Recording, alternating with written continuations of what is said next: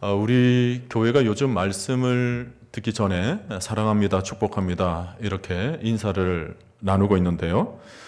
사랑하는 성도 여러분, 우리가 믿고 있는 하나님은 복의 근원이 되십니다. 만복의 근원이시고 유일한 복의 주체가 되시는 것입니다. 히브리서 6장 14절 말씀을 보면 내가 반드시 너에게 복주고 복주며 너를 번성하게 하고 번성하게 하리라 말씀하셨습니다. 그러니까 하나님께서 우리에게 주시길 원하시는 것은 우리가 복받는 것이고 우리가 번성하는 것입니다. 예수님도 산상설교를 팔복으로 시작을 하셨고 또 인생에서 참된 복을 구하라고 강조를 하셨습니다. 그만큼 하나님을 믿는 성도들이 복받기를 원하시며 복 있는 자들이 되기를 원하시는 것입니다. 그러므로 우리가 하나님으로부터 복을 받으면서 사는 것, 조금 더 이상한 일이 아닙니다. 오늘 오신 여러분 한 분도 빠짐없이 하늘의 복을 받아 누리시기를 간절히 축원드립니다. 자, 그렇다면 복이라는 것이 무엇일까요? 우리 하나님께서 복을 주신다라고 하셨는데 하나님께서 말씀하시는 복은 무엇을 가리키는 것일까? 간혹 복을 얘기를 할 때 세상에서 받아 누리는 복의 개념과 완전히 똑같이 생각하시는 분들이 계신데 그렇지가 않습니다. 세상이 추구하는 복과 성경이 말씀하시는 복에는 차이가 있습니다. 보통 세상 사람들이 갈망하고 집착하는 복은 진리라든지 선이라든지 하는 개념과는 거리가 좀 멉니다. 그럼에도 불구하고 오늘날 많은 그리스도인들이 하나님께서 말씀하시는 복과의 얘기들을, 복에 대한 얘기들을 다룰 때 지극히 세상에서 다루는 복의 개념처럼 기복적이고 현세적인 복에 너무 마음이 어두워져 있고 눈이 가려져 있는 경우가 많습니다. 여러분, 이제 우리 한국교회가 좀 성숙해지려고 한다면 우리 모두가 세속적인 복의 개념을 좀 내려놓고 하나님이 말씀하시는 복에 귀를 기울여야 할 줄로 믿습니다. 그렇지 않으면 지금 복을 받고 있음에도 불구하고 복을 구하게 되고 복을 누리고 있음에도 불구하고 기쁨을 누리지 못하는 삶을 살아가게 되는 것입니다. 지금 어마어마하게 복을 받고 있는데 그게 복인지도 모르고 살게 되는 거예요. 자, 성경에서는 이 복을 설명하는 단어가 여러 개가 있는데 그 중에 대표적인 것이 바로 아쉬레라는 단어입니다. 오늘 본문에서도 복 있는 사람은 할 때에도 이 아쉬레라는 단어가 사용되고 있는데 이 단어를 주의 깊게 살펴보면 하나님의 자녀로부터 우리가 어떤 복을 누리고 있는지를 잘 묵상할 수가 있습니다. 우선 여러분, 이 아쉬레의 복은 세상에서 말하는 풍요와 번영이라는 개념을 부정하지는 않습니다. 오늘 본문을 보시면 복 있는 사람은 시냇가에 심은 나무가 철을 따라 열매를 맺으며 그 잎사귀가 마르지 아니함 같고 그가 행하는 모든 일이 다 형통한 사람이라고 그랬거든요. 그러니까 분명히 번영하고 형통한 것이 복인 것입니다. 창세기에서 야곱이 외삼촌 라반의 집에서 양을 쳤을 때 양이 얼마나 많아졌습니까? 그때 라반이 이 말을 하죠. 라반이 그에게 이르되 여호와께서 너로 말미암아 내게 복 주신 줄을 내가 깨달았노니. 그러니까 소유가 많아지고 부유해지는 것도 하나님의 관점에서 복이라는 것입니다. 구약 성경에서 창대케 하다라는 단어들을 가만히 들여다보면 모두 이 아쉬레라는 단어를 사용하고 있는데 물질적인 축복과 번영도 포함하고 있는 거예요. 그러므로 여러분, 우리 하나님이 계신 곳에서는 언제나 이런 풍요와 번영과 형통함이 있음을 우선 여러분 믿으시기를 바랍니다. 이것은 역사적으로도 증명되는 일입니다. 야만족이었던 로마가 하나님의 복음의 꽃을 활발하게 받아들이면서 로마가 막강한 제국이 됩니다. 이 복음이 독일로 갔을 때 독일이 부유한 나라가 돼요. 그리고 영국으로 들어가면서 복음은 번역되기 시작했고 그때 영국은 전 세계에서 해가 지지 않는 나라라고 평가를 받았습니다. 이 복음이 어디로 갑니까? 아메리카로 갑니다. 미국이 복음으로 개척될 때 이 나라가 다시 최대 강국으로 등극합니다. 여러분, 이것이 태평양을 건너서 조선으로 왔을 때 5,000년의 가난이 물러나도록 만듭니다. 또 이 복음이 다시 중국으로 전해지면서 지금 갑자기 중국이 경제적으로 막강한 나라로 부각되고 있어요. 학자들이 그러는데 중국은 암암리에 지하에서 가정 예배를 드리며 하나님을 섬기고 있는 사람이 약 8천에서 1억 정도의 크리스찬이 있다고 지금 보고를 하고 있어요. 자, 보세요. 복음이 들어가는 곳에는 모두가 다 이렇게 경제적으로 또 문화적으로 풍요와 번영이 찾아왔습니다. 역사적으로 증명되고 있는 일이에요. 그런데 여러분, 여기서 우리가 간과하지 말아야 할 것이 있습니다. 풍요와 번영은 이 아슈레가 말하는 복의 개념 중에 제일 기초적이고 밑바닥 개념을 의미한다는 것입니다. 아슈레가 말하는 복은 여러 가지가 있는데 그 중에서 가장 낮은 하위의 단계가 바로 풍요와 번영이라는 거예요. 놀랍죠? 우리 하나님이 주시길 원하시는 것은 더 크고 더 원대한 것이 있다는 것입니다. 근데 이 아슈레의 복을 이렇게 풍요와 번영에만 초점을 맞추게 되면 그때부터 혼동이 생겨나게 되는 것입니다. 이 풍요와 번영만을 얻기 위해서 아슈레의 복을 가지고 있는 복의 가치들의 순서가 우선 바뀌어버리는 거예요. 그래서 예수 믿는데 가난한 것이 이해가 되지를 않아요. 예수 믿는데 병드는 것이 이해가 되지를 않습니다. 예수 믿는데 불의의 사고를 당하는 것이 이해가 되지를 않습니다. 여러분, 예수 믿는다고 사고를 당하지 않습니까? 예수 믿는다고 죽질 않나요? 그렇지 않습니다. 하나님은 우리를 어떻게 해서든지 연약한 육신의 껍질을 벗기고 천국에 들어가도록 해야 되는데 그러기 위해서는 우리가 죽음의 과정을 거치게 되죠. 쇠약해지고 병들기 쉬운 육체로는 영원한 생명을 유업으로 받을 수가 없습니다. 병들어서 죽든지 또 뜻하지 않은 사고로 죽든지 어떤 식으로든 죽음의 과정을 지나서 이 연약한 육신의 껍질을 벗어야 영생을 얻을 수가 있는 것입니다. 근데 풍요와 번영의 개념으로 이 모든 것을 이해하려고 한다면 이 죽음조차도 이해가 되지를 않는 것입니다. 자, 여러분 보세요. 사도 바울은 다메섹 도상에서 예수님을 만났던 사람인데 그 뒤로부터 모든 인생을 주를 위해서 달려갔던 사람입니다. 우리가 예수님 이후에 가장 영적으로 풍요로웠던 사람이 누구냐 했을 때 바울을 절대 빼놓을 수가 없습니다. 그런데 실제 바울의 몰골은 영락없이 거지처럼 살았습니다. 뿐만 아니라 사도 바울에게는 지병이 있었어요. 그 병을 안질이라고 말을 합니다. 학자들은 안질보다 간질에 더 의미를 두고 있습니다. 사도 바울은 자기 질병들을 자기 힘으로 도저히 어떻게 할 수가 없는 연약함을 지니고 있다고 그랬어요.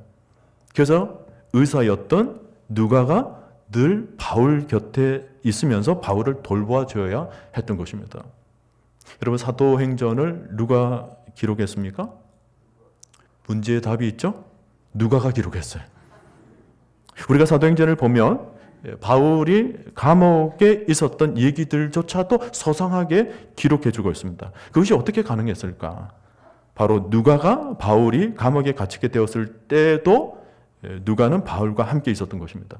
그 정도로 누가는 사도 바울 곁에 있으면서 바울의 질병을 돌봐주었던 것입니다.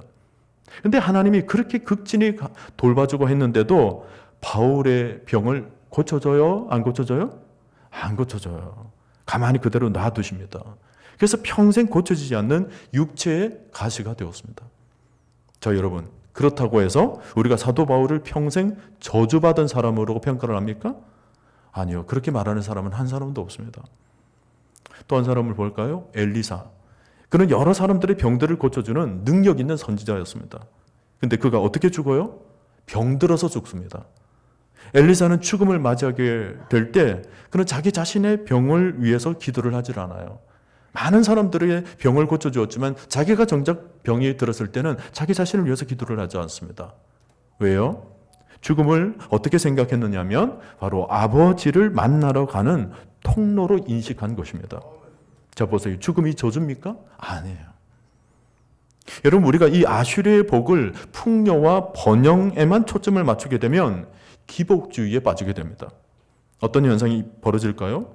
풍요와 창대에 초점을 맞추게 되면요, 예수를 믿는다고 하면서도 바른 삶을 살지를 못해요. 왜요? 번영만을 얻기 위해서 수단과 방법을 가리지 않고 뛰어다니게 되니까요. 하나님이 주시는 축복이 오로지 풍요와 번영에만 초점을 두게 되면 우리 삶에 변화가 일어나질 않아요.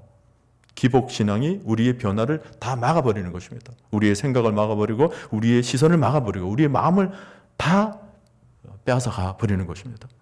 그런 의미에서 본다면 이 기복신앙이라는 것은 신앙이 아니기 때문에 그냥 기복주의라고 부르는 거예요. 성도들이 교회에 나왔는데 저마다 꿈과 소망들이 다 있죠. 근데 그 꿈과 소망을 이룰 힘이 자기한테는 없는 거예요. 그래서 사람들이 교회에 나와서 무엇을 합니까? 하나님 앞에 기도를 합니다. 목적은 나의 꿈을 이루기 위해서. 근데 수단은 누구를 쓰는 거예요? 하나님을 쓰는 거예요. 하나님을 도구로 써서 하나님을 얼르고 달래고 빌고 해가지고 하나님의 능력을 동원해서 이 목적은 나의 꿈을 이루는 것을 신앙생활이라고 오해를 하는 것입니다. 여러분 이것이 기복주의입니다. 여러분 기복주의의 특징이 뭔 줄 아세요? 바로 나를 위해서입니다. 나를 위하여. 모든 중심이 나 자신에게 가 있습니다. 여러분 1절에 나오는 사람들을 가만히 보세요. 악인들이 나오고 죄인들이 나오고 오만한 자들이 나옵니다. 그런데 이들의 공통점이 뭐냐면 모두가 다 자기가 중심이 되어 있는 사람들입니다. 오만한 사람이라는 것은 아주 거만스럽게 자기 자신으로 가득 차 있는 사람입니다. 사사기에서 자기의 옳은 대로 자기의 소견대로라는 말이 바로 오만입니다. 자기 생각이 있어요. 자기 판단으로 가득 차 있기 때문에 그 마음속에는 하나님의 마음이 없어요. 하나님이 중심에 자리 잡고 있지 않는 것입니다. 죄인도 보세요. 여러분 인간은 하나님이 지으신 피조물인데 왜 죄인이 됩니까? 하나님을 따르지 않겠다라는 것입니다. 자기가 중심이 되기 위해서 하나님을 거부하는 것입니다. 죄인보다 더 심한 사람은 바로 제일 앞에 나와 있는 악인입니다. 악인은 자기도 하나님을 따르지 않을 뿐만 아니라 하나님을 따르는 사람을 무너뜨리는 것입니다. 말로 무너뜨리고 행동으로 넘어지게 만드는 것입니다. 교회 안에서도 자기 생각만 가지고 부정적인 얘기를 퍼뜨리고 교회 공동체를 파괴하고 그러는 것입니다.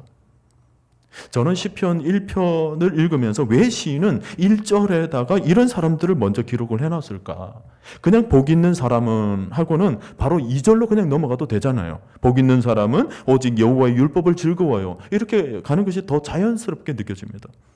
그런데도 오늘 시인은 복이 있는 사람은 하고는 악인들의 꾀를 따르지 않는다. 죄인들의 길에 서지 않는다. 오만한 자들의 자리에 앉지 않는다. 이렇게 말씀을 하세요. 왜냐하면 우리 주변에 그런 사람들이 있더라는 것입니다. 여러분 인생을 살면서 정말 사람을 조심하십시오. 특히 악인을 조심하십시오. 오늘 시인은 악인에 대해서 4절, 5절, 6절로 더 많은 얘기들을 덧붙여주고 있습니다. 악인은 사탄이 사용하는 사람입니다. 차라리 죄인이라면 회개라도 해서 하나님께 언제든지 돌아올 수 있잖아요. 그런데 악인은 자기가 무슨 일을 하고 있는지 자기도 몰라요. 자기의 말 한마디가 얼마나 사람을 무너뜨리게 만드는지, 자기의 생각 하나가 얼마나 가정을 무너뜨리고 교회 공동체를 파괴하는지 자기도 모르게 사탄의 도구가 되어 있는 것입니다. 여러분 사탄이 궁극적으로 하는 일이 뭐냐면 우리로 하여금 하나님께 가까이 가지 못하도록 만드는 것입니다. 하나님과 우리 사이에 돈을 막 쌓아놔요. 하나님과 우리 사이에 물질을 막 쌓아놓고 번영을 가림막처럼 막 쌓아놓습니다. 그리고는 우리가 하나님을 보지 못하도록 또 하나님께 더 가까이 다가가지 못하도록 만들어요. 여러분 성도들이 이런 사단의 꾀에 속게 되면 믿음도 없고 뭐도 없고 다 없어지게 되는 것입니다. 하나님의 백성이라는 정체성이 뭔지도 모른 채 그냥 하나님 모르는 이방민족이 되어 사는 것입니다. 요즘으로 말하면 하나님을 믿는 하나님의 백성이라고 말하면서도 세상 사람들과 똑같게 되는 거예요. 다윗의 아들 압살롬을 한번 보세요. 자기 이름을 높이고 자기의 창대함을 추구하다 보니까 어떻게 합니까?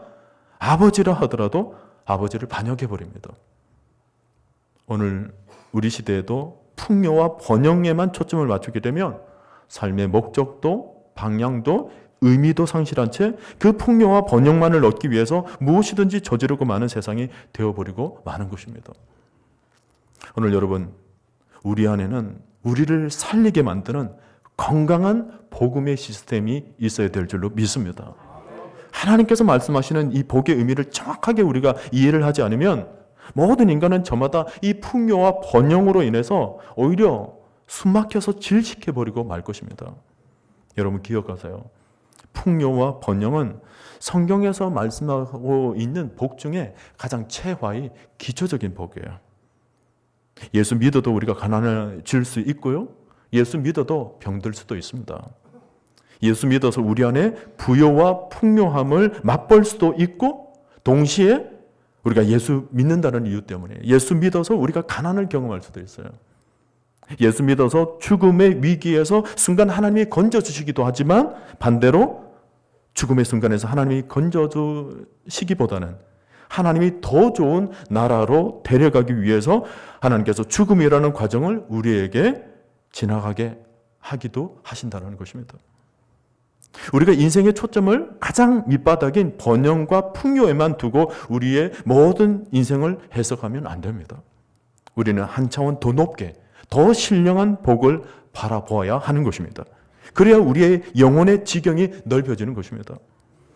자, 여러분 오늘 시편 1편이 말씀하시는 이 하나님의 복을 이해하기 위해서는 이 아슈레의 의미를 여러분들이 정확하게 알 필요가 있는데 그 뜻이 뭐냐면 하나님께 더 가까이라는 의미를 가지고 있습니다. 그러니까 거리를 여러분 생각하세요. 누구와의 거리입니까? 하나님과의 거리예요. 천지를 지으신 창조주 하나님과 그 지음받은 나와의 거리가 좁혀지고 있다. 이것이 아슈레의 복입니다. 놀라운 말씀이죠. 하나님께 더 가까이 할수록 우리 영혼에는 만족이 생겨나요. 하나님께 우리가 더 가까이 갈수록 우리에게는 말할 수 없는 세상이 알지 못하는 기쁨을 누리게 되는 것입니다. 그래서 하나님께 더 가까이 다가가는 것이 복이라는 거예요. 성경을 한번 찾아볼까요? 시편 65편 4절을 한번 봅니다. 거기 보면 주께서 택하시고 가까이 오게 하사 주의 뜰에 살게 하신 하나님, 주의 뜰에 살게 하신 사람은 복이 있나이다. 그랬어요. 우리가 주의 집, 곧 주의 성전의 아름다움으로 만족하리라 그랬는데 여기 나오는 복이 아슈레입니다. 여러분 말씀을 자세히 보면 하나님께서 우리를 택하신 뒤에 주의 백성 삼고는 그냥 가만히 내버려 두시는 분이 아니세요. 어떻게 하신다고요? 가까이 오게 하사 그랬습니다. 우리로 하여금 하나님께로 가까이 오도록 만드신다는 거예요. 또 시편 73편 28절을 봅니다. 하나님께 가까이 함이 내게 복이라 그랬어요. 하나님께 가까이 함이 내게 복이다. 내가 주 여호와를 나의 피난처로 삼아 주의 모든 행적을 전파하리이다. 여기에 나오는 복도 아슈레입니다. 하나님께 가까이 함이 복이다. 여러분 성경에서 강조하고 있는 복이 뭐냐면 하나님과 나와의 거리가 좁혀지는 것을 가리키는 것입니다. 어제보다는 오늘, 오늘보다는 내일. 하나님께 더 내가 가까이 지금 다가오고 있다, 친밀해지고 있다라는 것이 복이라는 거예요. 여러분 한 걸음 더 나가서 시편 94편 12절 말씀을 봅니다. 시편 94편 12절 말씀 우리 다 같이 큰 소리로 한번 읽어봅니다. 여호와여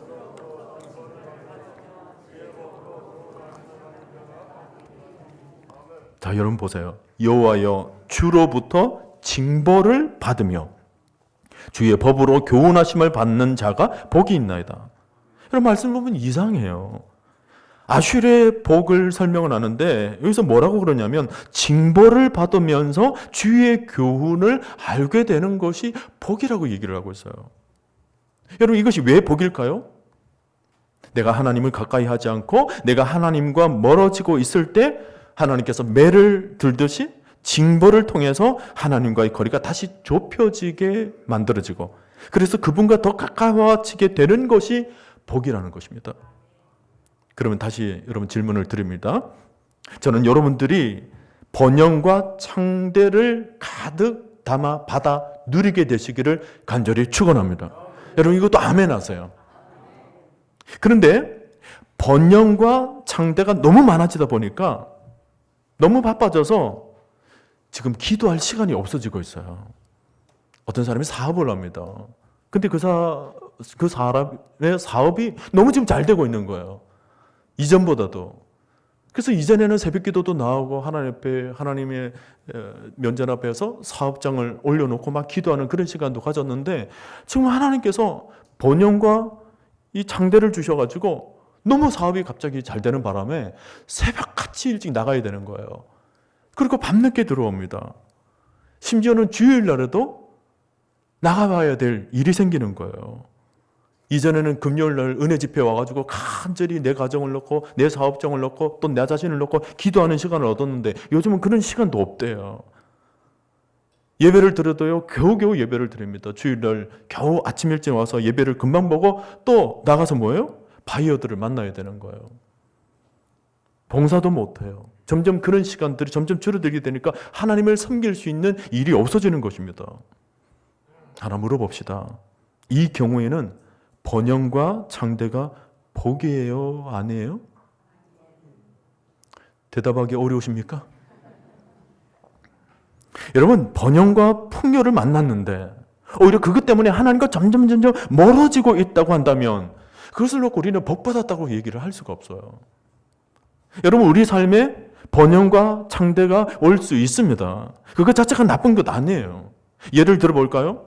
베드로가 고기를 잡았는데 그물이 찢어질 정도로 잡았습니다. 이것을 뭐라고 그래요? 풍요라고 그러죠. 그런데 그것 때문에 베드로가 뭐라고 그랬죠?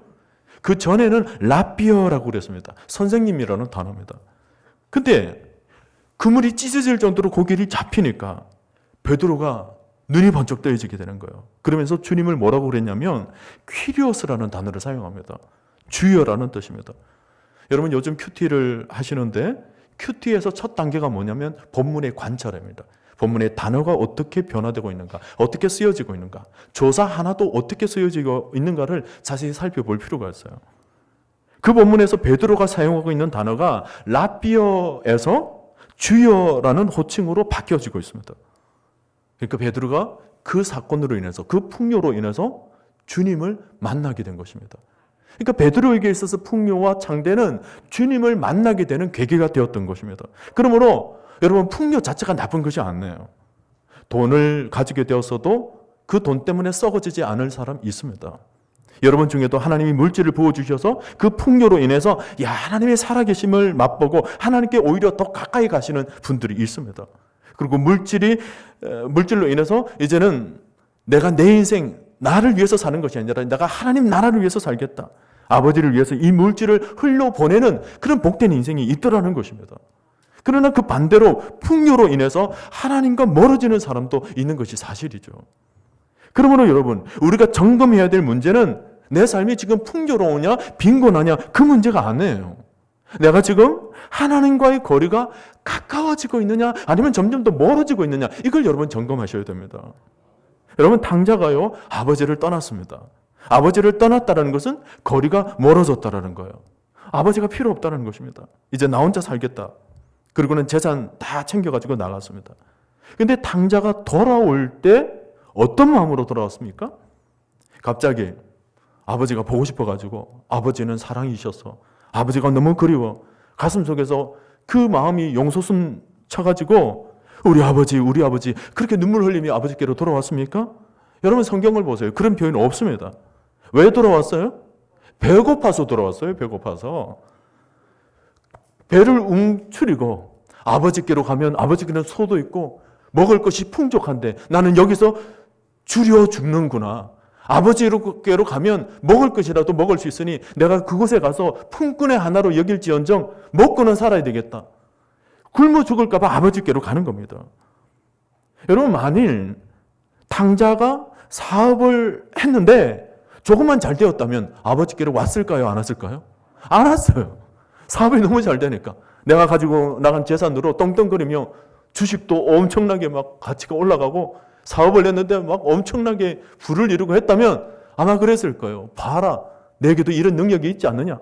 아마 아버지에게 그냥 소식만 전했을 거예요. 나 이렇게 잘 살게 되었다고. 근데 사업도 쫄딱 망하고 가진 거 다 탕진하니까 비로소 작은 아들이 탕자가 되어서 아버지께로 돌아옵니다. 오직 하나의 이유예요. 굶어 죽게 되었기 때문에. 그냥 밥 한 그릇 얻어먹기 위해서 돌아왔어요. 아버지를 사랑해서가 아니라 그냥 밥 한 그릇 때문에. 근데 놀라운 것은 뭐예요? 아버지께로 가게 했던 그 극심한 가난이 누구와의 거리를 단축시켰습니까? 하나님과의 거리를 단축시켰어요. 아버지와의 거리를 단축시켰어요. 여러분, 하나님이 초점을 맞추는 것은 우리의 부요함이나 우리의 가난함 그 자체가 아니에요.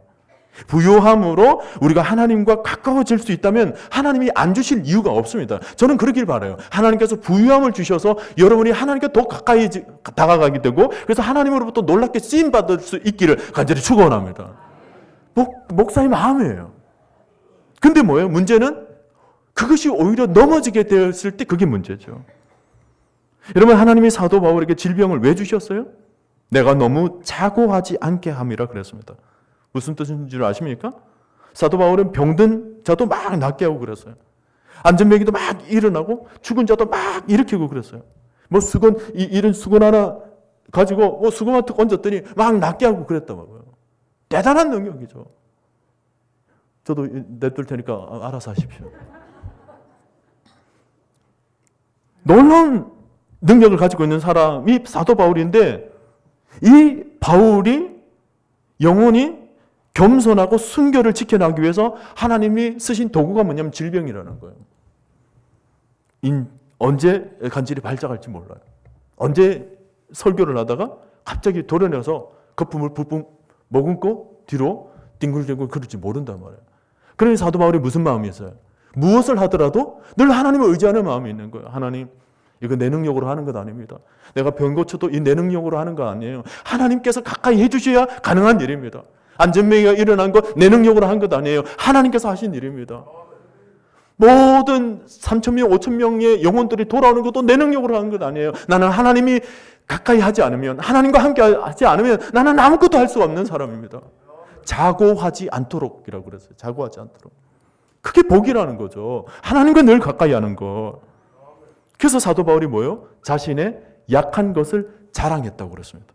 내가 연약한 것 자랑한 그 순간 뭐예요? 하나님의 강력이 드러나니까, 하나님이 가까이 해주심을 나타낼 수 있으니까 오히려 그게 복이더라는 것입니다.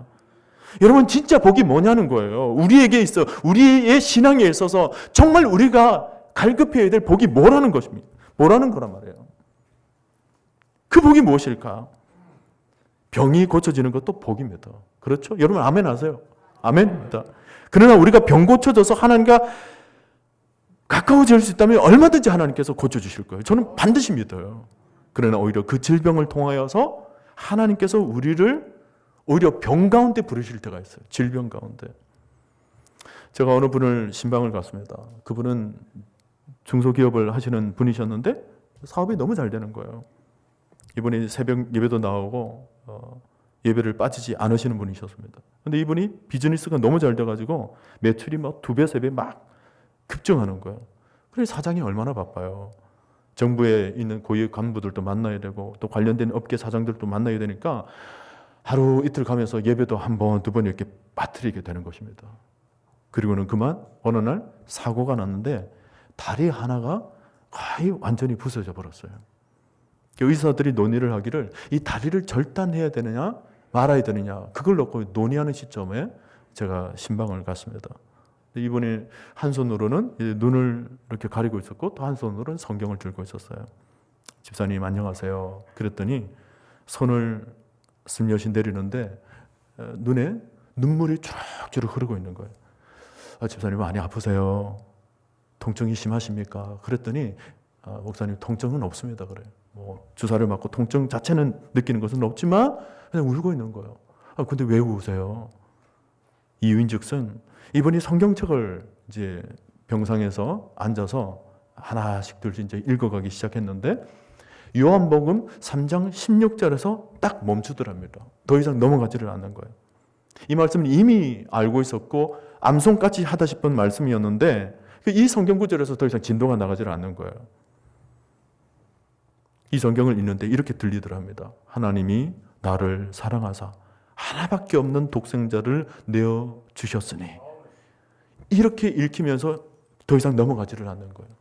하나님께서 그렇게 귀하디 귀하신 독생자 예수 그리스도를 나를 살리기 위해서 주셨는데 내가 그 가치를 잃어버리고 고작 부를 누리기 위해서, 번영을 얻기 위해서 내가 그것 쫓아다닌다고 하나님께 주신 선물을 다 그냥 이 귀한 은혜를 다 놓쳐버렸다는 거예요.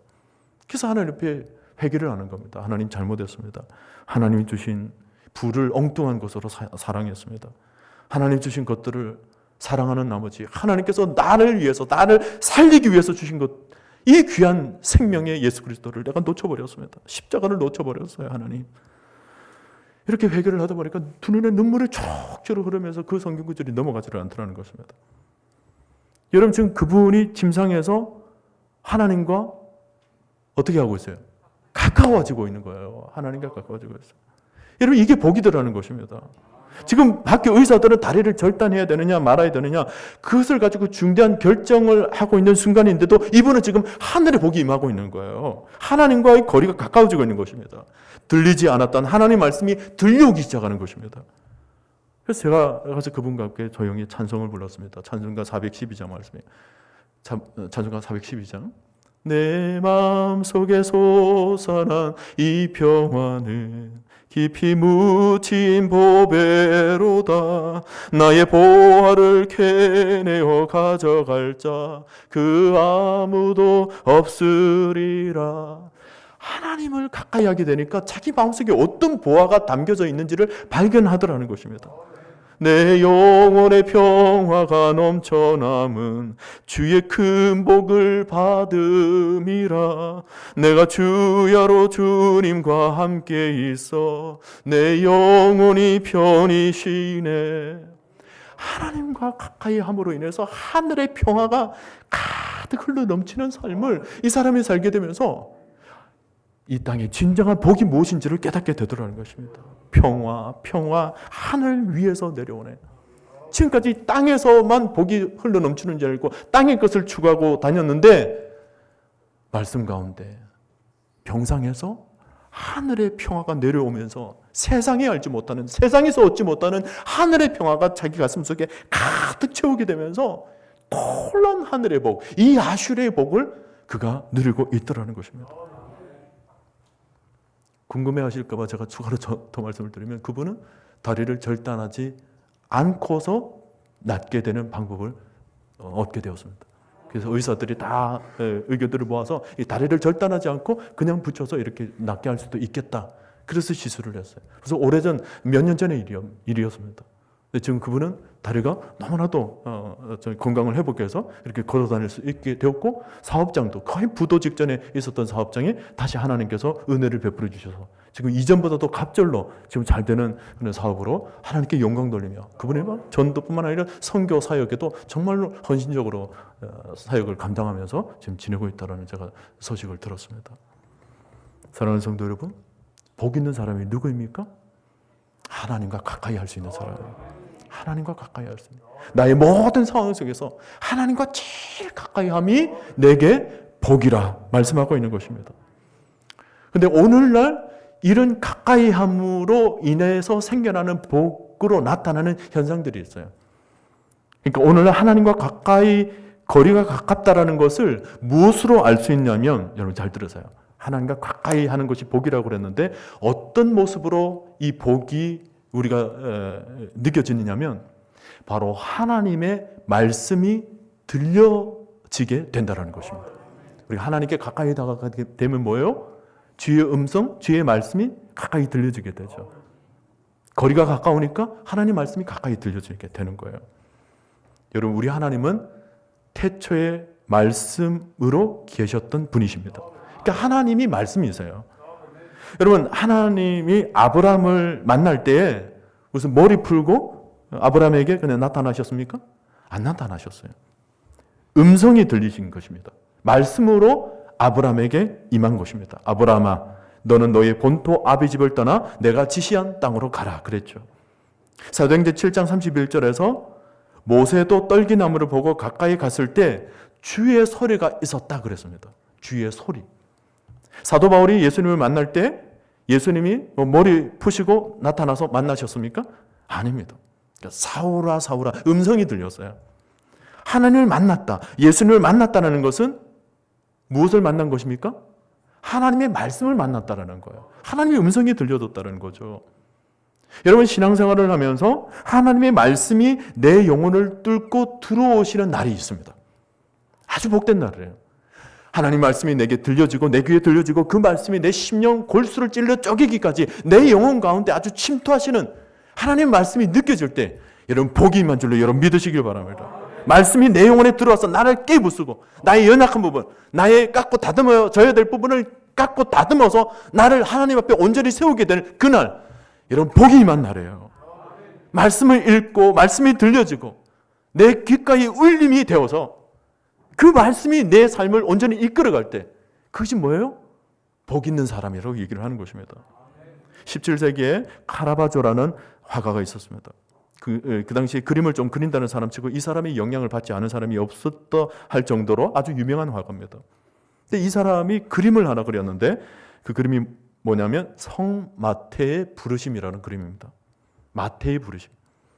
예수님이 사람들을 향하여서 마태를 포함해서 있는 사람들에게 주님께서 하신 말씀이 나를 따르라 그랬어요. 그래서 어느 특정인을 대상으로 부른 것이 아닙니다. 그 절에 있는 모든 사람들에게 부른 것입니다. 근데 그 많은 사람들에게 주님께서 이렇게 말씀하셨는데 그 말에 누구만 일어서서 따라 나섰냐면 마태만 일어나서 따라 나서요. 그 장면을 그렇게 그린 것입니다. 다른 사람들은 그냥 앉아 있어요. 네, 마태만 주님의 부르심에 반응해서 일어나서 손을 내민 것입니다. 여러분, 여기서 그 그림이 무엇을 의미하느냐면 똑같은 자리에 앉아 있는데 복된 자만이 하나님의 음성을 듣더라는 것입니다. 여러분, 복이 뭐예요? 하나님의 말씀이 가깝게 들린다라는 것입니다. 여러분, 이 설교가 누구에게 들리는 줄 아십니까?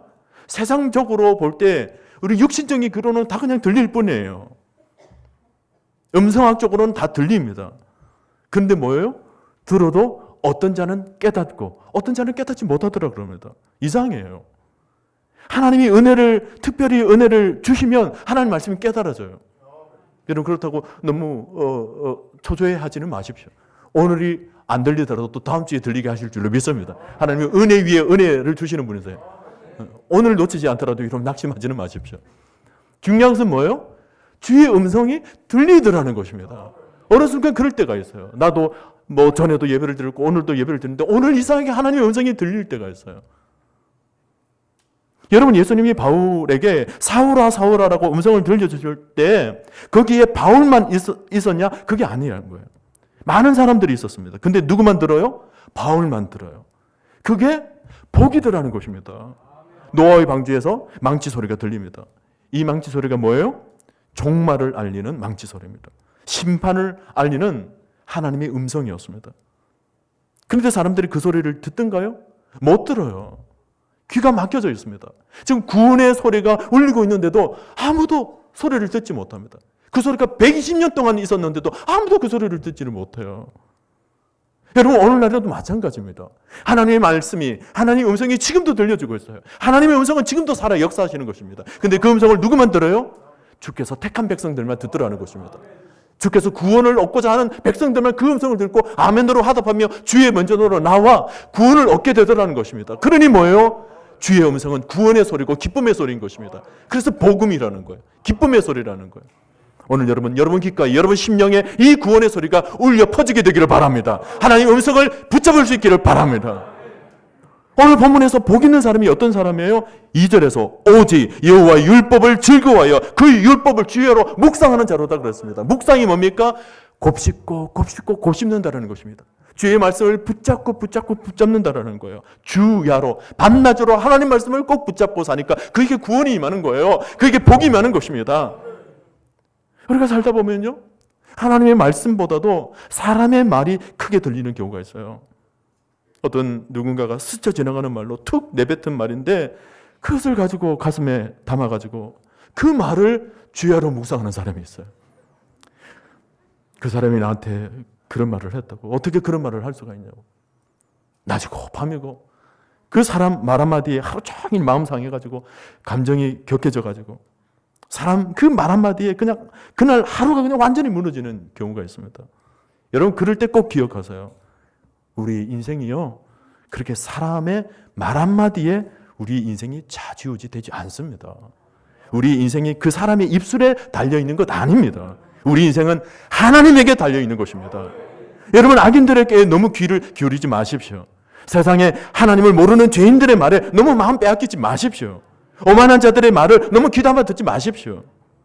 그런 소리들은 모두가 다 바람에 나는 겨와 같은 것입니다. 그냥 휙 지나가는 말이에요.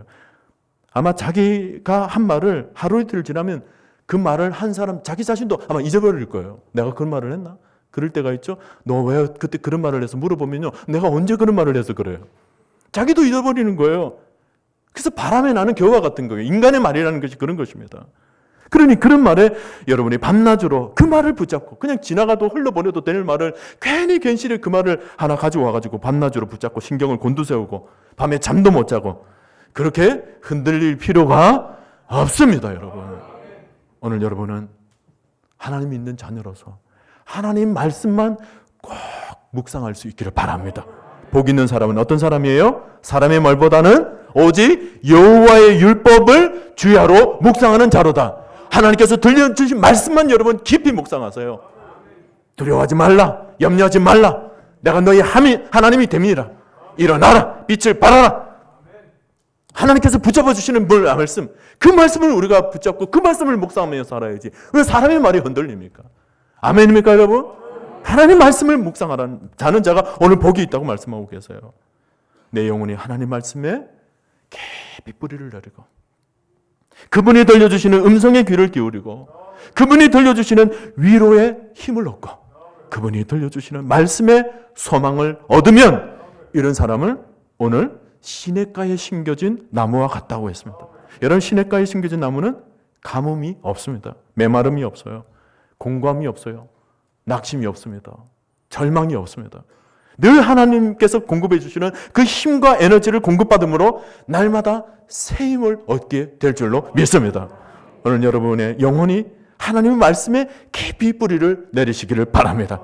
그래서 여러분 모두가 시냇가에 심겨진 나무와 같이 하나님의 말씀을 밤낮으로 공급받으심으로 여러분의 모든 영혼이 메마르지 않고 기름진 복으로 가득 채워져서 하늘 평안이 우리 영혼에 가득 펼쳐지게 되고 그래서 우리 영혼이 잘됨같이 범사가 잘되고 강건하게 되는 이 놀라운 하늘의 축복을 여러분 모두가 받아 누리게 되시기를 주님의 이름으로 간절히 축원드립니다.